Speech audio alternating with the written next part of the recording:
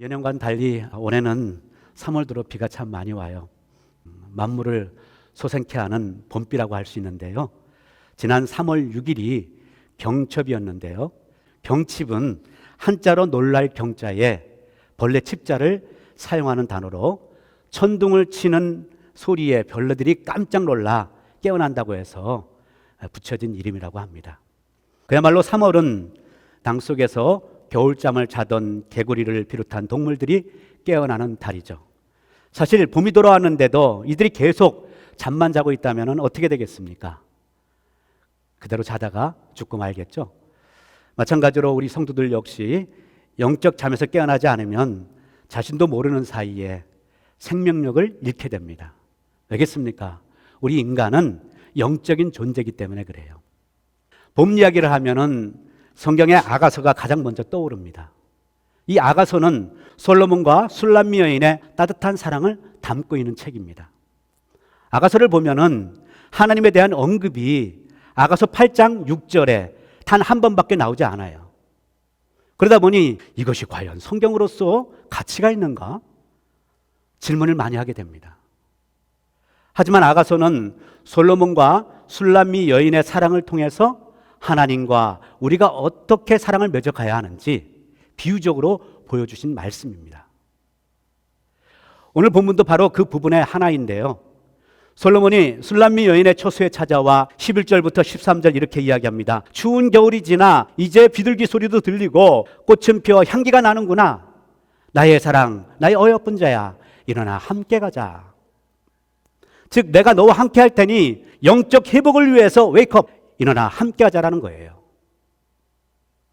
그러면서 14절 이렇게 이야기합니다. 내가 바위 틈 낭떠러지 은밀한 곳에 있는 나의 비둘기야. 내가 내 얼굴을 보게 하라. 내 소리를 듣게 하라. 내 목소리를 부드럽고 내 얼굴은 아름답구나. 바위 틈, 낭떠러지, 은밀한 곳. 그야말로 척박한 환경 속에 사는 순결한 비둘기. 이는 술람미를 향한 비유적인 표현이라 할 수 있습니다. 여러분 상상해 보십시오. 외롭고 고독감 속에 있던 술람미 여인 솔로몬이 얼마나 그리웠겠습니까? 그러다 보니 그녀의 입술에 솔로몬을 향한 간절한 그런 표출이 그의 입술을 통해서 드러날 수밖에 없겠죠. 아, 당신 곁에 있고 싶어. 함께하고 싶어요. 이런 술람미 여인에게 솔로몬은 말하죠. 내 목소리는 부드럽구나. 내 얼굴은 아름답구나. 이런 표현을 주님도 갈급해하는 우리에게 얼마나 많이 말씀해 주십니까? 너를 사랑한다. 내가 너를 지명하여 불렀다. 나는 너의 신부로다. 그렇습니다. 솔로몬이 술람미 여인에게 하듯 이렇게 예수님도 보잘것없는 우리를 향해 끊임없이 사랑과 위로를 음성을 들려주십니다. 자, 그런 상황 가운데 문제가 생기죠. 이 두 사람이 아름다운 사랑을 나누고 있는 포도원에 회방꾼이 나타난 거예요. 그것이 바로 작은 여우들이에요. 성서시대에 팔레스타인 지역에는 많은 여우들이 서식하고 있었다고 합니다. 봄이 되면 여우들이 허기진 배를 채우고자 꽃향기가 가득한 포도원 담장을 헤집고 들어옵니다. 이렇게 들어온 이유는 포도원 담장이나 포도농골 아래 들쥐들이 많이 서식하고 있었기 때문이에요. 이 여우들이 쥐를 잡기 위해서 마구 헤집고 들어오는 그런 모습 한번 상상해 보십시오. 포도농쿨이 뽑히고 꽃이 떨어지고 그야말로 엉망진창 되지 않겠습니까? 그러다 보니 당시 농부들은 이 작은 여우들을 포도원의 무법자 혹은 파괴자라고 이야기하고 있다고 해요. 그래서 15절 말하죠. 우리를 위하여 여우 곧 포도원을 허무는 작은 여우를 잡으라. 우리의 포도원에 꽃이 피었습니다. 좀 전에 솔로몬과 술람미 여인을 하나님과 이스라엘 백성으로 표현한 말이라고 했는데요. 그러면 포도는 뭐겠습니까? 이는 하나님과 관계의 자리, 이스라엘 공동체라고 할 수 있습니다. 즉, 이 땅에 하나님 나라를 상징하는 교회 공동체라 할 수 있죠. 바로 이 공동체에 하나님과의 관계를 허무는 작은 여우들이 스며드는 거예요. 그때가 언제인가?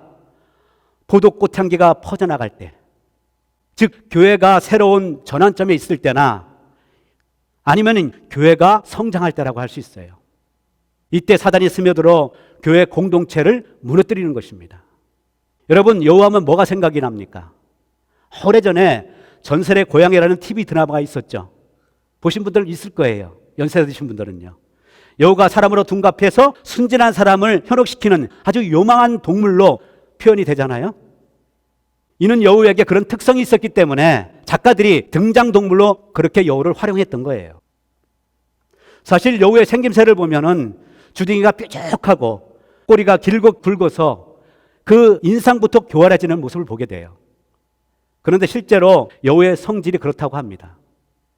여우는 행동이 민첩해서 금방 눈앞에 나타났다가 꼬리를 살래살래 흔들면서 눈 깜짝할 사이에 사라지고 또 꾀를 부려서 교활을 표출해낸다고 그래요. 의심도 갖게 하고요. 그런 점에서 이 작은 여우는 포도원, 즉 교회 공동체를 해집고 무너뜨리는 마귀 같은 존재를 할 수 있습니다. 요즘 많이 거론되고 있는 가짜 사기 집단 신천지에서 바로 이런 작은 여우의 모습을 보게 됩니다. 그동안 코로나 바이러스로 인해서 신천지가 얼마나 많이 언론에 오르내고 있습니까? 얼마 전 제가 아는 선교사님과 아내와 통화를 하는데 들은 말입니다. 친구가 부산에서 담임 목회를 하는데 그 교회 청년들이 코로나 바이러스로 집단 감염이 돼서 나중에 알고 보니까 신천지 아이들이라는 걸 다 알았다는 거예요. 거기가 꼬박 넘어갔다는 것도. 그래서 그걸 수습하기 위해서 이 선교사님이 귀국했다고 해요. 참으로 바이러스로 인해 가지고 그 실체가 드러나서 그야말로 참 다행인 것을 보게 됩니다. 오늘 여우 같은 그들의 실체를 우리가 정말 알아야겠다 싶어서 구체적인 사례를 들어 설명해 드리려고 합니다. 자, 그러면 먼저 이 신천지는 어떤 집단인가? 신천지는 이만희를 중심으로 1984년에 세워진 단체로서 교주 이만희를 보혜사, 이긴 자, 구원자라고 주장하는 사이비 집단입니다. 교주 이만희는 신앙촌, 영생교, 증거장막, 통일교 등 한국 이단의 교리를 섭렵한 자입니다. 그는 예수님의 사역이 온전치 못했기 때문에 이것을 완성시킬 사명을 받은 영적인 사람이라 하면서 자신을 소개합니다. 그러다 보니 신천지는 성경의 교리보다 이 사람의 교리를 더 중하게 여깁니다. 비유풀이, 삼시대론, 동방교리, 즉 재림주가 한국에 있고 한국이 신앙 종주국이 된다는 교리예요. 그리고 인간 보혜사 교리, 이것은 이만희가 보혜사로 하나님의 뜻을 계시한다는 그런 교리죠. 그런가 하면 신천지의 마지막 교리, 그것이 육체 영생의 교리. 14만 4천 명이 들어차면 예수님의 영과 이만희의 육체가 결합되고 천국에 있는 14만 4천 순교자들의 영들이 내려와서 신천지 신도들을 육체와 결합하여 천년성에 죽지 않고 영생한다는 그런 교리입니다. 14만 4천. 우리 정통교회에서는 이 숫자를 구원받은 모든 사람들을 의미하는 상징적인 숫자라고 우리는 얘기하고 있습니다. 그런데 신천지는 이 14만 4천이 실제적 숫자요. 이 안에 들어가면 현재의 모습으로 살아서 영생한다고 하니까 얼마나 여기에 혹 빠지겠습니까? 그러다 보니 14만 4천에 들어가기 위해서 열심히 교리 공부에 집착하게 됩니다. 대학 갈 이유도 직장 달 이유도 없다. 가정이 깨어도 14만 4천에 들어가면 된다 하고 말입니다. 그렇게 교리를 터득한 자들 중에 지도부는 충성심 있는 자들을 추려서 철저한 포교 훈련을 시킵니다. 그리고 이들에게 상급이 따른다 하면서 포교에 열정을 쏟게 해요. 그런 열정적인 포교로 이들의 신도수가 현재 24만 명에 이른다고 합니다. 이는 교육받고 있는 사람들을 제외한 숫자라고 그래요. 31만 명 정도 된다고 합니다. 이에 내부적으로 14만 4천이 훨씬 넘었는데 아니 왜 계속해서 포교를 합니까? 이의를 제기하자 신천지는 교리를 바꾸게 됩니다. 14만 4천 안에 들어가려면 시험 90점 이상을 받아야 하고 헌신하고 사람들을 포교해서 크레딧을 따야 한다라고 말입니다. 참으로 어이가 없지 않습니까? 하나님께서 사람의 마음을 다 중심을 꿰뚫고 보시는데요. 어떤 사람인지 다 알고 계시는데요. 시험을 봐서 90점 이상이 되면 구원을 받는다. 이게 말이 되는 말입니까? 이들은 또한 10만 명 대규모 행사를 하는 게 특징이라고 그래요. 이렇게 하는 이유는 신도들을 쏙 빠져들게 해서 결속시키고자 하는 목적이 있기 때문이에요. 이 과정에 세계 지도자 몇을 포섭하여 세계 평화라는 명목으로 행사에 참관시킵니다. 그러면 신도들은 세계적으로 유명한 인사가 온 것을 보니까 야, 우리 이만희의 권위가 엄청나구나 인정하게 된다는 거예요. 그런가 하면 장엄한 카퍼레이드와 카드 섹션을 하기도 한다고 하는데요. 얼마나 치밀한 계획 속에 펼쳐지는지 그 행사에 참여한 신도들이 보고 야, 정말로 놀랍다, 정말 대단하다 하면서 우리 이만희 교주 재림 좀 않네? 거기에 쏙 빠져든다는 거예요. 그러다 보니 14만 4천에 들어가고자 포교 활동에 다들 혈안이 될 수밖에 없겠죠. 이들의 포교 대상은 젊은 층, 부유층, 정치 지도자, 심지어는 언론사까지 타겟으로 삼는다고 합니다. 이는 그만큼 장래의 영향권을 확대시키고자 하는 목적이 있었기 때문이에요. 얼마 전 뉴스에 국무총리 비서실에 근무했던 사람이 인터뷰를 한 것을 봤습니다. 세계 평화를 위해 활동하는 민간 단체라 하면서 총리와 면담을 요청한 적이 있었다고요. 이들이 HWPL, 즉 하늘문화, 세계평화, 광복이라고 적힌 명함과 두꺼운 화보집을 건네주어 봤더니 화보집을 넘길 때마다 이만희 사진이 실려 있더라는 거예요. 그때 신천지라는 것을 알고 우리는 특정 종교단체 관계자들 만나지 않습니다 하면서 정중하게 돌려보냈다고 합니다. 그야말로 총리를 포섭한 후 자신들의 세력 확장과 영향력 과시하기 위한 그런 시도를 할 수 있습니다. 또한 이들은 길거리로 나가 설문조사를 하며 신상 파악을 하고 심리치료, 상담식으로 접근해서 사람을 현혹시키기도 합니다. 이들은 매뉴얼을 가지고 팀을 이루어 전도하는데 이를 모략 전도팀이라고 해요. 한 예로 길을 가다가 젊은이나 부유한 사람을 보게 되면 포교 대상자로 지정해서 관심을 끊을 말로 가까이 접근을 합니다. 그리고 친밀감이 형성되면 길거리 건너에 보이는 카페에 가서 우리 차 한잔하자 하면서 횡단보도로 이끌어 갑니다. 잠시 대기하다가 파란불이 들어오면 어느 한 아주머니가 성급하게 가다가 발을 잘못 디딘 것처럼 벌렁 넘어져요. 그때 대화하고 가던 신천지 사람이 얼른 가서 그 아주머니를 부축혀 이렇게 세우는 거예요. 이 모습에 포교 대상자는 감동을 먹게 돼요. 야, 요즘 세상 저런 사람 없는데, 쉽지 않은데 참 좋은 사람이네. 그때 넘어진 사람은 아이고 고마워요 젊은이, 연락처를 줘요. 언제가 제가 식사 대접할게요. 이 말을 들은 포교자는 대상자에게 아, 그러면 우리 그때 같이 한번 다시 만날까? 이렇게 얘기를 합니다. 그렇게 해서 며칠 후 만나게 되는데 그때 한 사람이 더 추가됩니다. 이 사람은 잠시 동안 나누면서 알게 된 대상자의 직업 그리고 전공에 맞는 포교자입니다. 그야말로 맞춤형 포교가 시작되는 거예요.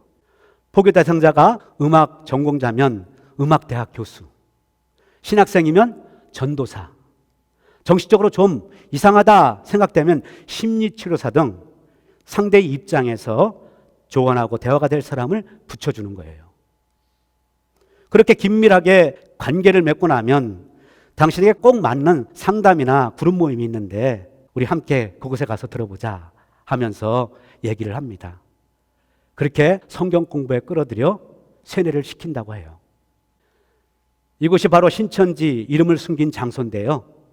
책과 사람들, 행복한 가정 만들기, 샘, 카페, 청년문화단체 등등 부담이 없고 그럴듯한 이름으로 교리를 확산시키는 장소라고 해요. 그들은 이 장소를 복음방 이렇게 이야기합니다. 그러나 이들의 포교 활동은 한 단계 더 높여 교회까지 스며듭니다.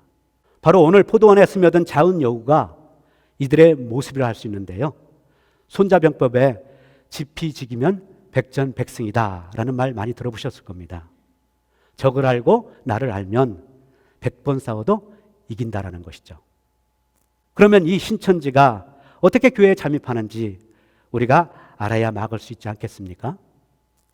교회 안에 몰래 스며들어온 이들은 전략 포교자, 즉 추수꾼이라고 얘기합니다. 그야말로 작은 여우라 할 수 있는데요. 이들은 교회에 발을 디딜 때에 이사 온 지 얼마 안 되는 사람인데요. 교회에 가까이 오게 되어서 이렇게 왔습니다 하고 등록한다고 해요. 그런가 하면 교회 행사, 총동원 전도 주일이나 새생명 축제가 있을 때에 교회 앞을 왔다 갔다 하다가 다닐 만한 교회를 찾고 있는 중이라며 접근하기도 합니다. 또한 이미 들어와 자리를 잡고 있는 추수꾼이 전도한 것처럼 다른 신천지 신도를 끌어들이기도 합니다. 자, 그러면 이들이 교회에 잠입해서 어떻게 하는가?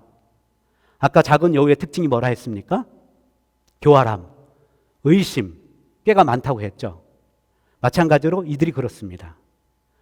이들의 전략이 오늘 작은 여우랑 얼마나 흡사한지 살펴보도록 하겠습니다. 먼저 이들은 작은 여우와 같이 포도원을 해집는 교회에 잠입하여 교회를 흔들리고 무너뜨립니다. 마귀를 헬라어로 디아블로스라고 이야기합니다. 참소자, 비방자, 사이를 갈라놓는 이간자라는 뜻입니다. 마귀가 바로 이렇게 에덴 동산에서 아담과 하와를 꼬드겨서 하나님과 갈라놓지 않았습니까? 바로 이런 특성으로 추수꾼들이 교회에 들어와 서로를 이간시키고 갈등을 빚게 해서 교회를 분열시키고 그렇게 엉망으로 만들어 놓는 거예요. 이것이 신천지에서는 산 쪼개기 전략 이렇게 얘기한다고 해요. 산 쪼개기 전략. 이들은 교회에 스며들어 조용히 헌신으로 섬기면서 성도로서 다른 성도들의 인정을 받아요. 저 사람 참 잘 섬기네. 인정을 받습니다. 그러다가 어떤 이슈가 발생할 때에 서로 양갈래로 나눠져 가지고 상대를 부추기며 갈등을 빚게 합니다. 또한 이들은 목사의 말실수나 설교 말씀에 문제점을 거론하며 목사와 성도 사이를 이간시키기도 합니다. 이렇게 갈등이 확대되면 아주 조그만 교회 같은 경우 이런 경우는 통째로 넘어가는 일도 생기다고 해요. 이것을 신천지에서 산 옮기기 전략이라고 해요. 세력을 형성하고 없는 죄를 만들어서 처음에는 전도사를 내쫓고 그 다음에는 목사를 내쫓아 교회를 신천지화하는 거예요. 그렇습니다. 이들은 이렇게 교회 안에 갈등을 빚게 하여 교회를 무너뜨리는 작은 여우, 마귀들이라 할 수 있어요. 두 번째, 이들은 꾀를 부려 교회 안에 성도들을 포섭해 갑니다. 여우가 꾀가 많다고 했는데 즉 포섭하기에 교활한 방법으로 꼬드기는 거죠. 이들은 교회에 잠입해서 어느 정도 시간이 지나고 나면 제대로 배우지 못한 것을 가르치는 곳이 있는데 이런 교회 뭐하러 다녀? 우리 다른 교회로 가자 하면서 기존 성도들을 유혹하며 빼내어 가곤 합니다. 이것을 신천지에서 이삭죽기라고 합니다. 몇 가지 더 사례를 들어보면 중대형 교회의 경우 장기 침투조가 들어가 교사, 구역장, 청년회장 등 주요한 요직을 차지하고 조용히 상황 실태를 파악해서 교적부, 요람 등을 빼서 정보를 빼내 밖으로 내보냅니다. 밖에 대기하고 있던 추수꾼에게 보내는 것이죠. 정보를 받은 추수꾼은 성도가 혼자 있을 만한 그 시간에 전화를 걸어서 저는 누구누구가 하는데요. 오늘 새벽 기도를 하는데 이 번호가 눈에 보여서 전화를 했습니다. 혹시 교회에 다니시는 집사님이세요? 그러면서 이미 접수한 정보를 가지고 하나님이 환상 중에 보여주신 것이 있는데 하면서 척척 맞추는 거예요. 그야말로 이렇게 되면 어떻게 되겠습니까? 혹하고 넘어갈 수밖에 해요. 이것을 점쟁이식 포교법이라고 해요. 그런가 하면 대학생이나 청년들에게 많이 사용하는 아르바이트식 포교법이 있습니다. 교회 선배나 학교 선배가 다가와 내가 어떤 강의를 듣는데 시간에 쫓겨서 들을 수 없어. 내가 시간당 10불을 줄 테니까 내가 대신 듣고 노트에 필기를 해서 나에게 다시 돌려줘. 이렇게 요청을 한대요. 후배가 이 소리를 들으면 거절할 수 없잖아요.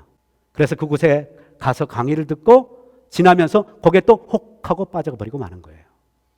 또 하나 사역자형 포교 방법입니다. 이들은 해외에서 사역을 하다가 들어온 선교사, 전도사, 목사라고 위장해 접근하기도 합니다.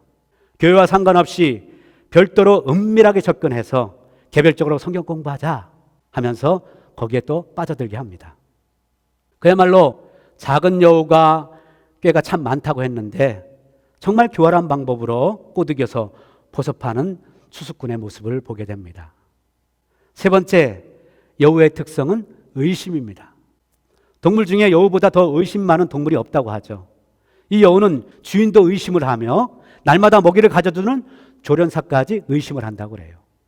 이런 여우와 같은 추수꾼이 교회에 들어와 믿음을 의심하게 하고 하나님을 의심케 합니다. 이 의심이 바로 성경을 왜곡시키는 일인데요. 이들이 성경을 왜곡시키는 가장 대표적인 것이 창세기와 요한계시록입니다. 이들은 비유표류 방식으로 의문을 갖게 해서 정통교리 성경관과 구원관을 무너뜨립니다. 마치 자신들에게만 신비한 구원의 진리가 있다는 것 때문에 그래요. 한 예로 창세기 1장 26절부터 31절과 창세기 2장 7절부터 25절에 보면은 하나님이 사람을 창조한 내용이 기록되어 나와요. 그 첫사람이 누굽니까? 아담이잖아요. 그런데 신천지는 아담이 처음 사람이 아니라는 거예요. 창세기 4장에 보면은 가인이 아벨을 죽이고 나서 이마에 표식을 받고 다른 곳으로 쫓겨납니다. 그때 가인이 두려워 말하죠. 나를 만나는 자마다 나를 죽이겠나이다. 그렇게 일방황하던 가인은 아내와 동침을 하고 후손들을 낳게 됩니다. 신천지 추수꾼은 바로 이 부분에 대해서 가인은 도대체 누구와 결혼했는가? 도대체 가인을 죽이려고 하는 사람들은 누구란 말인가 하면서 의문을 품게 만듭니다. 그러면서 기성교회 목사들은 왜 이 부분을 얘기 안 해? 성경을 제대로 모르니 그렇지 하면서 불을 지핍니다. 그러면서 말하기를 세상에는 이미 창조된 다른 사람이 많이 있었다. 단지 이들 중에 선택된 사람이 아담이다. 이렇게 얘기하는 거예요. 그야말로 창세기 1장과 2장이 서로 다르다는 것을, 즉 이중 창조론을 이들이 주장하고 있는 것입니다. 잘 모르면 그럴듯하게 들립니다. 그러면서 이중 창조론을 일반 교회 목사들까지 깨닫지 못한 감춰진 비밀로 자기들만 찾아낸 것이라고 주장합니다.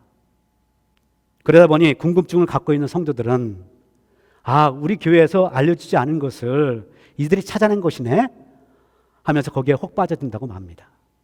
그러니까 너무 의문을 갖고 성경을 또 읽다 보면 거기에 또 빠져들게 돼 있어요. 또 그런 소리에 혹하게 돼 있습니다. 우리가 성경을 읽으면서 문자와 문자 사이에 담긴 뜻을 묵상하는 것 옳습니다.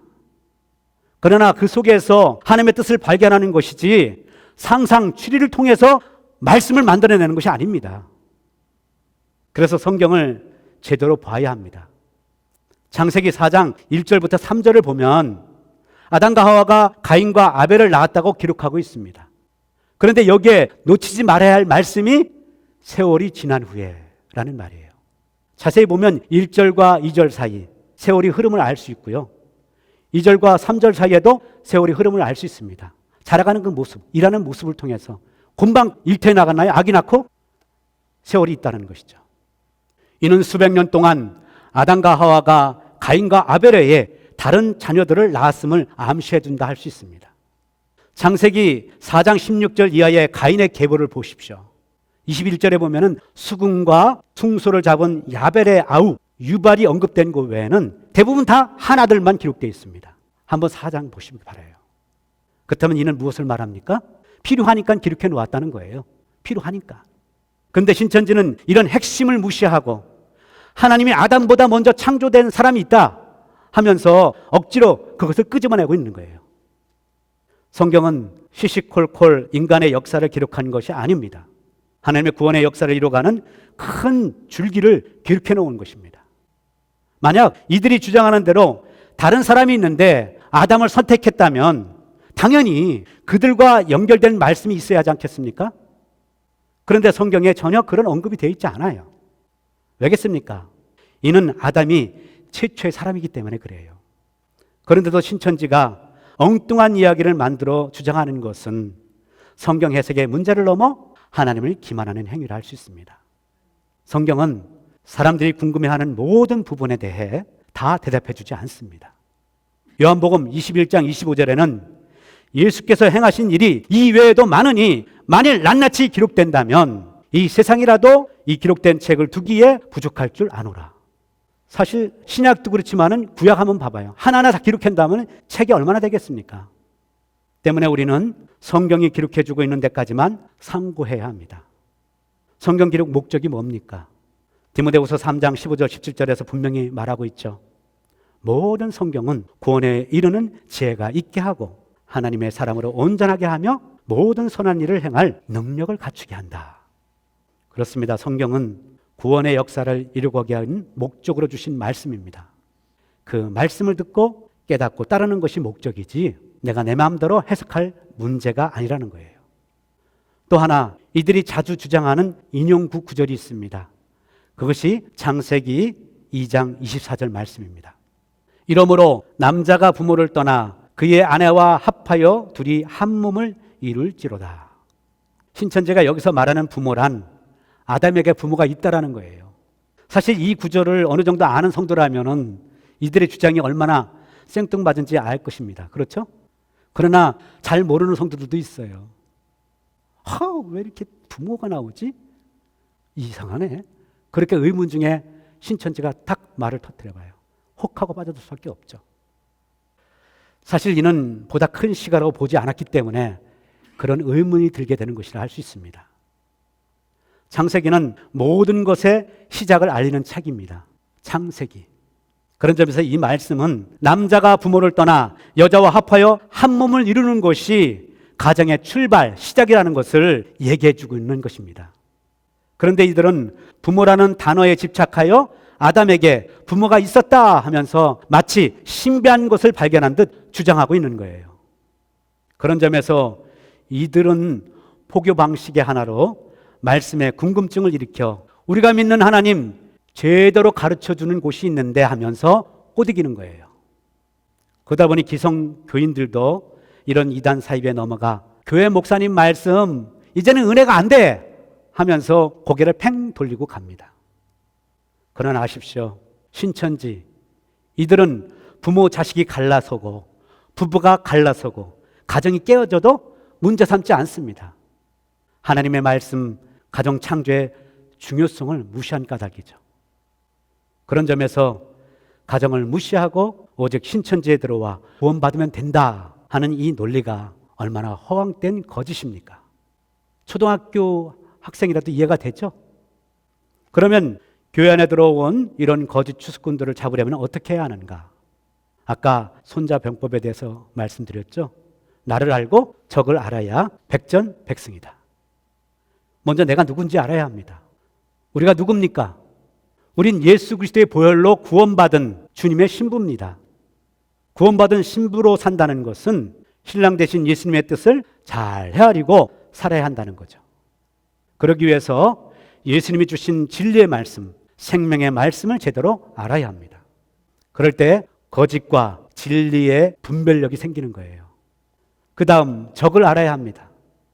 성도를 가장한 저들의 형태를 말씀의 분별력으로 파악해야 한다는 것이죠. 그러니까 아까 쭉 사례를 들었잖아요.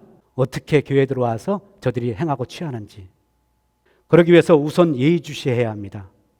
주시할 몇 가지가 있는데요. 첫째, 목사의 설교나 교회 정책에 불평, 불만을 털어놓고 허위 사실을 암암리에 유포하는 사람. 둘째, 성경의 난해 구절을 질문하며 궁금증을 유발하는 사람. 셋째, 교회 밖에 성경 공부를 권하는 사람. 그런가 하면 성경은 비유다. 성경은 다 짝이 있다. 지금은 말세로서 추수 때의 말씀이 필요하다. 계시록을 알아야 구원을 받는다. 이렇게 떠벌리는 사람. 이런 사람이 있다면 성도들은 반드시 교역자에게 알려줘야 합니다. 또한 교역자들은 그런 교인이 있을 때 1차 권면, 2차 경고해도 시정되지 않으면 3차 재발 시 퇴출시켜야 합니다. 이 과정에 퇴출당하는 추수꾼들은 목회자들이나 지도층에 대해서 온갖 유언비어를 퍼뜨리게 될 것입니다. 따라서 퇴출시킬 때에 교인들이 다 알 수 있도록 해야 합니다. 실제로 신천지에 의해 피해본 교회들이 그렇게 한다고 합니다. 자, 이렇게 작은 신천지가 하는 속임수를 우리가 알아봤는데요. 2018년 LA 지역에서도 대규모의 신천지 교육 수료자가 배출되었다는 소식이 들렸습니다. 이는 이들이 어딘가 교회에 스며들어 암암리에 활동하고 있다는 뜻인데요. 이들을 교회에 발을 붙이지 못하게 하려면 성도들은 늘 말씀으로 무장해야 합니다. 추수꾼들이 추수가 안 되는 교회를 가리켜 그들 스스로 뭐라고 하느냐 하면 지뢰밭이다 이렇게 얘기한다고 그래요. 추수가 안 되는 곳을 지뢰밭이다. 그런 점에서 우리 각자가 지뢰밭이 되어야 해요. 말씀으로 이들을 견딜 수 없도록 말해요. 그러기 위해서는 첫째, 하나님이 보내주신 우리의 구원자 오직 예수 그리스도뿐이라는 명확한 확신을 가져야 합니다. 신뢰를 가져야 합니다.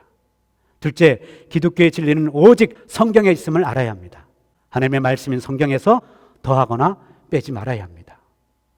셋째, 여기저기가 아닌 교회 중심으로 사랑의 공동체를 이뤄가야 합니다.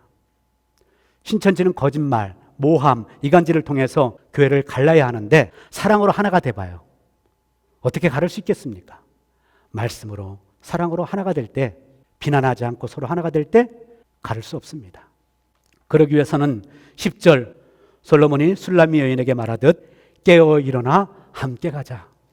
교회를 어지럽히고 망가뜨리는 작은 여우를 잡기 위해 주님과 함께 하고요. 주님 안에서 하나 되게 하신 교회 공동체 모두가 함께 해야 합니다. 사랑하는 여러분, 작은 여우를 잡으라. 이는 명령문이에요. 그러기 위해서 이 작은 여우 같은 이단 사이비 세력을 함께 잡기 위해서 여러분 모두 깨어 있을 수 있기를 바랍니다. 분별력을 가지고 주님의 몸된 교회를 잘 그렇게 지켜나갈 수 있기를 바랍니다. 서두에 겨울잠에서 깨어나는 경칩에 대해서 말씀드렸죠. 주님은 오늘도 우리에게 말씀하십니다. 나의 사랑하는 자여, 깨어 일어나 함께 가자.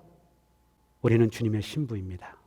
우리와 주님과 관계를 깨트리고자 하는 마귀의 관계에 넘어가지 않도록 성도들 사이 이간시키는 사단의 속임에 넘어가지 않도록 부디 주님 안에서 하나 돼서 건강한 교회 또 건강한 공동체를 이루기 위해서 힘쓰는 저와 여러분 우리가 모두가 될 수 있기를 주님의 이름으로 축복합니다. 기도하시겠습니다.